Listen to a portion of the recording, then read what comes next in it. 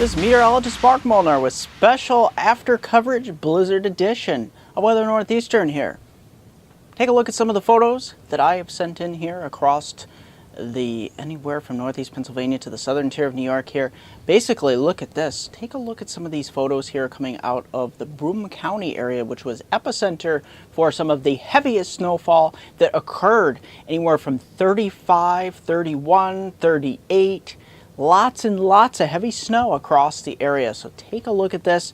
Just tremendous amounts of snowfall burying any automobile out there and pretty much all the roadways, and you can't see a thing out there.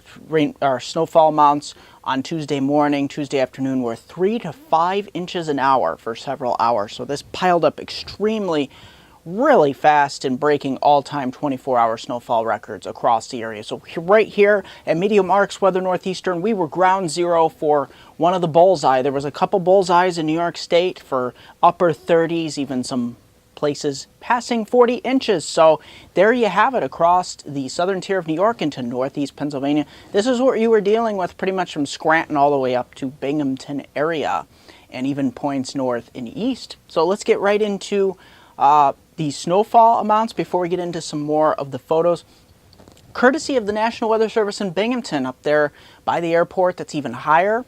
Take a look at all of these snowfall totals. I'll stand to the left-hand side of your screen so you can see what some of the heaviest totals from eastern Tioga County into Broome County, Susquehanna and Bradford County in Pennsylvania, south to Wyoming County, Scranton, Luzerne County area, all the way up into Shenango, Cortland, Delaware, all the way up to Otsego, Madison, Oneida counties on points to the northeast. And now this map doesn't go further east into portions of the eastern Catskills, but Albany region reported similar heavy 30-some inch snowfall totals, especially north of the city. So this was an unprecedented event here for interior sections. I know coastal areas were supposed to get it, and it ended up moving inland. Just because it moved inland doesn't mean the storm weakened. It was a very strong storm across the area. Take a look at these snowfall totals across the area. Look at these totals topping out here.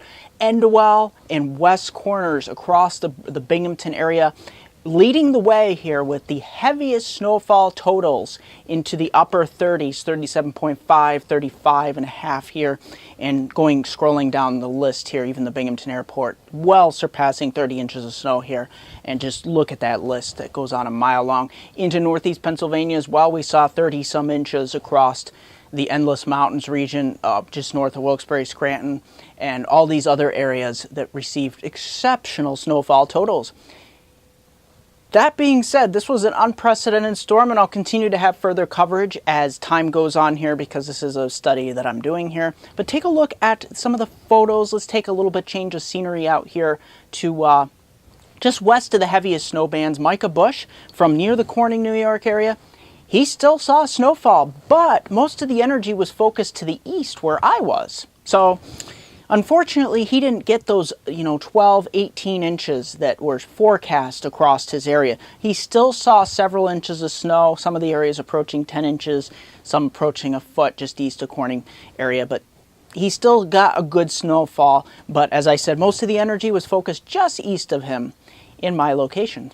Let's get right into Robert Stone, different part of the country here, taking a look at portions of the area forecast. Look at this. Got some picturesque photos and videos here across the area. Taking a look, his journey started in Minneapolis and he propagated towards the Dakotas. So basically we're starting here in Minneapolis, taking a look at the picturesque roadscapes here, and he was starting to get into some very cold air, and I'll continue to show you more of his shots here as time rolls on. But unfortunately, we got to move on with the forecast here. Let's get right into the forecast. Take a look at the forecast, starting off with your rainfall totals across the country. We got problem areas here, Pacific Northwest. And yes, we will continue to deal with problems here. Winter is not losing its grip. Take a look at that trough continuing here into the east. We're going to continue to see troughiness and low pressures pinwheeling around this low pressure system that's pretty much stuck and is going to say no to spring. Let's get right into the forecast, starting off with your snowfall totals across the Northeast. Look at this. This is very interesting because now we've got another system moving through, and we got 3 to as much as 5-inch totals, especially the Catskills, Poconos, up into the Mohawk Valley in the Adirondacks, and maybe places like Binghamton, New York, unfortunately, once again here, could be getting 2 to 4 inches of snow out of this, maybe some of the higher elevations 3 to 5 inches. So this would be Friday night, mainly into Saturday, as we'll get more mixing later in the day. Ice totals, yes, we could see some light icing going on here as we see a mixture, maybe a wintry mix, maybe a tenth up to maybe 2/10 of an inch of ice. But we're not looking at warning criteria ice here as the system moves in. Take a look at Friday here. Across the Northeast, we're looking interesting here, to say the least. Nice, beautiful sunshine. That's interesting because we haven't seen the sun in quite some time here across the southern tier of New York and northeast Pennsylvania, Catskills, Poconos, pretty much most locations. But already the next system moving in, you can see evidence of it late day.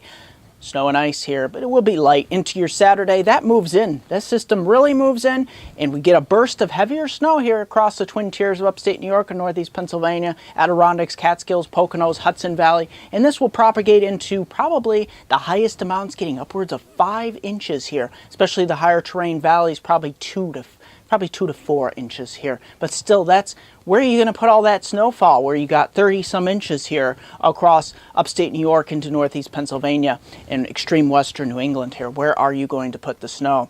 And unfortunately, once it does change terrain on Sunday here, we start to move the system out.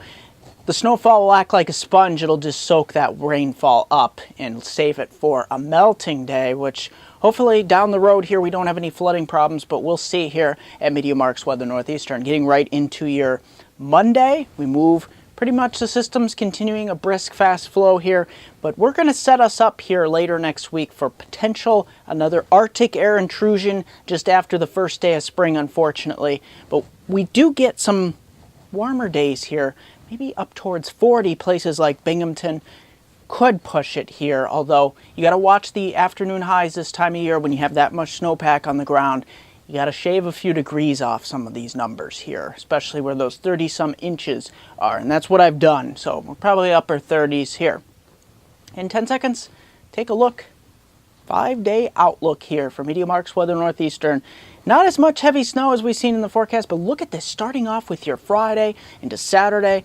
Friday's the nicest day, sunny. Saturday, that storm moves in, especially 3-4 a.m., heavy burst of snow, probably upwards of 2 to 4 inches in the valleys, 3 to 5 on the hilltops. Look at that, it turns to like some sleet pellets, freezing rain, and then maybe ending is some light rain across the area into Sunday here. Take a look at this. We start to warm it up into the mid-30s into Monday and Tuesday as well. So we might be, one of these days we could approach 40, which could help with some melting.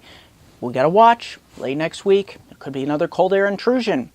That's going to do it for this edition of Weather Northeastern with your continued after the fact Blizzard 2017.